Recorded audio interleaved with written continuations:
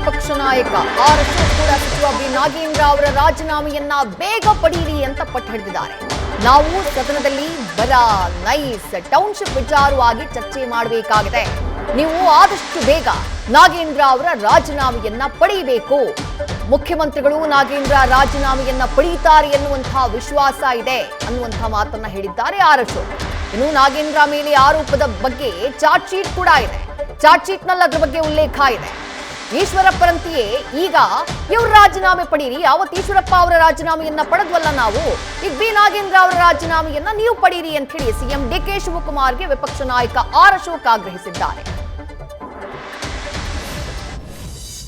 ಅವರು ಇಡಿ, ಸಿಬಿಐ ಎಲ್ಲ politically motivated ಅಂದ್ರೆ ಅವೆಲ್ಲ ಇವತ್ತಿಂದ ಏನಿರೋವಲ್ಲ.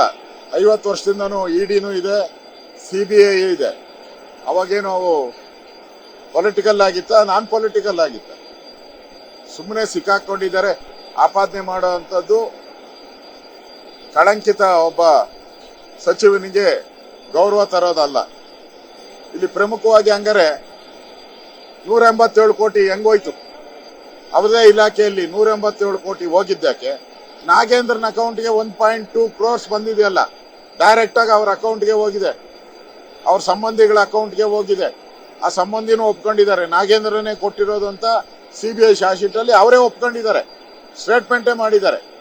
ಮತ್ತೆ ಈ ಹಣ 600 ಅಕೌಂಟ್ಗೆ ಡಿವೈಡ್ ಆಗಿದೆ. ಇಲಾಖೆ ಹಣ 600 ಅಕೌಂಟ್ಗೆ ಡಿವೈಡ್ ಆಗಕ್ಕೆ ಅಂದ್ರೆ ಮಂತ್ರಿ ಸಹಾಯ ಇಲ್ದಿರ ಹೆಂಗಾಗ್ತೈತೆ?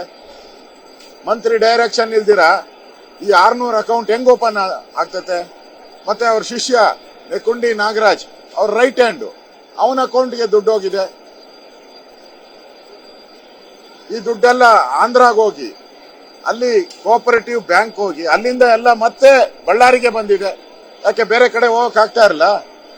ಬಳ್ಳಾರಿ ಬಿಟ್ಟು ಬೇರೆ ಜಿಲ್ಲೆಗಳು ಯಾವುದು ಕರ್ನಾಟಕದಲ್ಲಿ ಇಲ್ಲಲ್ಲ, ಬರ್ಬೇಕಾಯ್ತು. ಬೇರೆ ಕಡೆ ಮೈಸೂರಿಗೆ ಹೋಗ್ಬೇಕಾಯ್ತು, ಬೆಳಗಾವಿಗೆ ಹೋಗ್ಬೇಕಾಯ್ತು. ಯಾಕೆ ಬಳ್ಳಾರಿಗೆ ಯಾಕೆ ಬಂದಿದೆ ದುಡ್ಡು?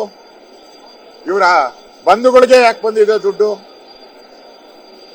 ಇವ್ರ ಅಕೌಂಟ್ಗೆ ದುಡ್ಡು ಬಂದಿದೆಯಲ್ಲ, ಇವರ ರಿಲೇಷನ್ ಅಕೌಂಟ್ಗಳಿಗೆ ದುಡ್ಡು ಬಂದಿದೆ ಅಂದ್ರೆ ಇದು ಪ್ರೀ ಪ್ಲಾನಡ್ ಆಗಿ ಮಾಡಿರೋಂತ ಕಳ್ಳತನ. ಇದು ತನಿಖೆ ಮಾಡ್ದಿರ ಅರೆಸ್ಟ್ ಆಗಿ ಜೈಲ್ಗೆ ಹೆಂಗ್ ಹೋದ್ರು ಇವರು? ತನಿಖೆ ಮಾಡ್ದಿರ ಚಾರ್ಜ್ ಶೀಟ್ ಹೆಂಗ ಹಾಕಿದ್ರು ಇವರು? 900 ಪೇಜ್ ಚಾರ್ಜ್ ಶೀಟ್ ಇರೋದು, 9,000 ಪೇಜು ಚಾರ್ಜ್ ಶೀಟ್ ಇರುವಂತದ್ದು. ಅದೆಂಗಾಯ್ತು? ತನಿಖೆ ಮಾಡ್ದಿರ ಅಷ್ಟೊಂದು ಮಾಹಿತಿ ಹೆಂಗ್ ಕಲೆಕ್ಟ್ ಆಯ್ತು? ಈಗ ನಾಗೇಂದ್ರ ಬೇಡಪ್ಪ, ಇರೋ ಎಲ್ಲಾ ಮಂತ್ರಿಗಳ ಮೇಲೆ ಹಾಕ್ಬೋದಾಯ್ತಲ್ಲ. ಸಿಬಿಐಗೆ ಕೋಪ ಇದ್ರೆ ಇನ್ನು ಉಳಿದಂತ ಮಂತ್ರಿಗಳಿದಾರಲ್ಲ, ಆ ಮಂತ್ರಿಗಳ ಮೇಲೆಲ್ಲ ಹಾಕ್ಬೋದಾಯ್ತಲ್ಲ. ಯಾಕೆ ಹಾಕಿಲ್ಲ? ನಿನ್ ಮೇಲೆ ಯಾಕೆ ಹಾಕಿದ್ದಾರೆ?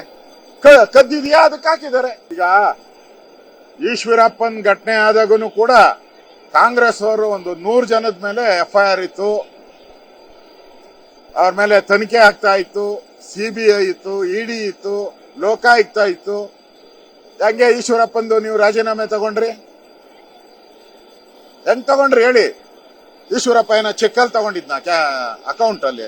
ನೀವು ಚೆಕ್ಕಲ್ಲಿ ತಗೊಂಡಿದ್ದೀರಲ್ಲ, ಡೈರೆಕ್ಟ್ ಆಗಿ ಚೆಕ್ಕಲ್ಲಿ ತಗೊಂಡಿರೋ ದಾಖಲೆ ಬಂದಿದೆಯಲ್ಲ ಈಗ ಸಿಬಿಐ ರಿಪೋರ್ಟ್ ಅಲ್ಲಿ. ಈಶ್ವರಪ್ಪನ್ಗಾದ್ರೆ ನ್ಯಾಯ, ಅವ್ರನ್ನ ರಾಜೀನಾಮೆ ಕೊಡ್ಬೇಕು ಅಂತ ಏನ್ ಬಾವಿಗಿಳಿದು ತೊಡೆ ತಟ್ಟಿದ್ರಲ್ಲ, ಇವಾಗ ತಟ್ಟಿ ತೊಡೆ. ನ್ಯೂಸ್ ಫಸ್ಟ್, ನಿರ್ಭೀತಿಯಿಂದ ನಿಮ್ಮ ಪರವಾಗಿ.